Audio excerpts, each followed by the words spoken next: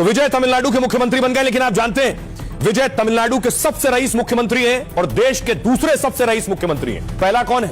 पहले चंद्रबाबू नायडू हैं, देश के सबसे दौलतमंद सीएम। अब दोनों के बारे में आपको बताऊं, चंद्रबाबू नायडू और विजय के बारे में। विजय तमिलनाडु के अब तक के सबसे अमीर मुख्यमंत्री हैं, जबकि देश में सबसे अमीर सीएम के मामले में दूसरे नंबर पर है।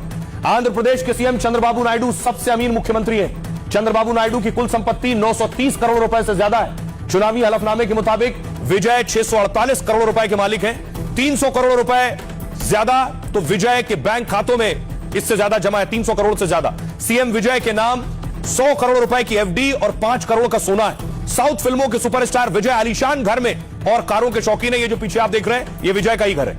विजय के नाम तमिलनाडु में 100 करोड़ से ज्यादा के 10 घर हैं। चेन्नई में समंदर किनारे करीब 80 करोड़ का आलीशान बंगला है ये। और सीएम विजय के पास लग्जरी कारों का बड़ा काफिला है। ऐसी गाड़ियां, सीएम पद की शपथ लेने में वो टोयोटा की इस लैंड क्रूजर कार से गए थे, ये जो गाड़ी, और काले रंग की जिस लैंड क्रूजर से पहुंचे उसकी कीमत 2.5 करोड़ रुपए है, 2 करोड़ 50 लाख। इसके अलावा उनके पास खास रोल्स रॉयस घोस्ट कार भी है और इस लग्जरी कार की कीमत 8 करोड़ रुपए बताई जाती है। स्टार सीएम विजय के पास 2 खास BMW कार भी है। इन कारों की कीमत 2 करोड़ रुपए के आसपास है। और विजय के काफिले में टाटा कारवां कार भी है। विजय के पास टोयोटा लेक्सस और विल्फायर कार भी है।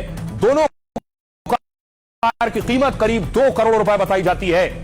तो कारों के शौकीन हैं। अब जरा सुनिए, जिनके मुख्यमंत्री बने हैं विजय, जिनके सीएम बनते ही 200 यूनिट बिजली फ्री कर दी है, वो क्या कह रहे हैं। अच्छा लग रहा है, फेवरेट हीरो है, हम लोग बहुत देखते हैं फिल्म, हम बॉलीवुड से ज्यादा विजय का फिल्म देखते हैं हम। इतिहास में, चरित्र में तलपति अन्ना टीवी के पार्टी का रिकॉर्ड कोई नहीं तोड़ सकता।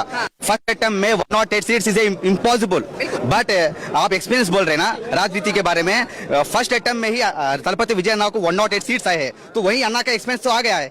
वही एक्सपीरियंस हम कंपेयर नहीं कर सकते। आगे चल के तमिलनाडु का पूरा, जब तक तमिलनाडु में टीवी का पार्टी रूल करेगा। तक के जो मुख्यमंत्रियों को आपने शपथ लेते जाते देखा होगा, या तो धोती कुर्ता में या कुर्ता पैजामा में। विजय का स्टाइल अलग है। आज के वक्त के सीएम है तो देखिए जरा, विजय शर्ट में थे, ट्राउजर में थे और उसके बाद उन्होंने सूट पहन लिया, कोट डाल लिया।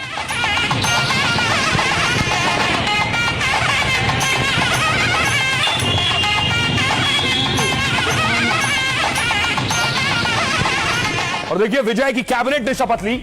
उनकी कैबिनेट में कई बड़े लोग भी हैं, जिसमें IRS रहे शख्स भी हैं। ஆனந்த் எனும் நான் சட்டப்படி அமைக்கப்பட்ட இந்திய அரசியலமைப்பால் अर्जुना என்னும் நான் சட்டப்படி அமைக்கப்பட்ட केजी। तो सोचिए, शायद ये पहला चुनाव होगा तमिलनाडु का और पहले नतीजे होंगे जिस पर पूरे उत्तर भारत की भी नजर है। यूपी, बिहार, MP के लोग भी तमिलनाडु पर नजर बनाए हुए हैं। कौन सीएम बन रहा है, विजय कैसे सीएम बन रहे हैं और विजय के बारे में लोग जानकारी जुटा रहे हैं। तो देखिए जरा, विजय की शपथ भी अलग थी, सूट बूट में आए थे। तमिलनाडु में 60 साल में पहली बार कोई गैर द्रविड़ सीएम बना है, और यानी ऐसा मुख्यमंत्री जो ना डीएमके का है और ना AIADMK का है। नया रिकॉर्ड बनाने वाले विजय ने खास अंदाज में शपथ ली। शर्ट पैंट और ब्लेजर पहनकर विजय ने शपथ ली। तमिलनाडु में सफेद धोती और सफेद शर्ट पहन शपथ लेने की परंपरा रही है, लेकिन विजय ने शपथ लेते ही कहा तमिलनाडु में नए दौर की शुरुआत है। तमिलनाडु में अब सिर्फ एक पावर सेंटर है और वो है मैं। शपथ की निर्धारित लाइन के अलावा वो भाषण जैसी बातें बोलने लगे। इस पर राज्यपाल ने उन्हें टोका और कहा, जो लिखा हुआ है निर्धारित लाइन वही पढ़ो।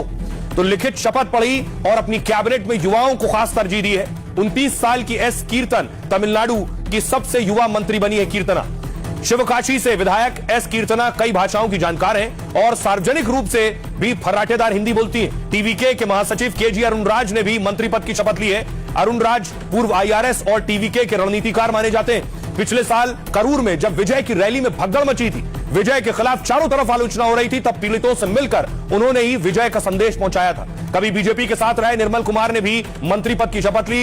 निर्मल कुमार 2019-23 तक बीजेपी IT सेल के चीफ रहे, बाद में AIADMK का हिस्सा रहे और फिर 2025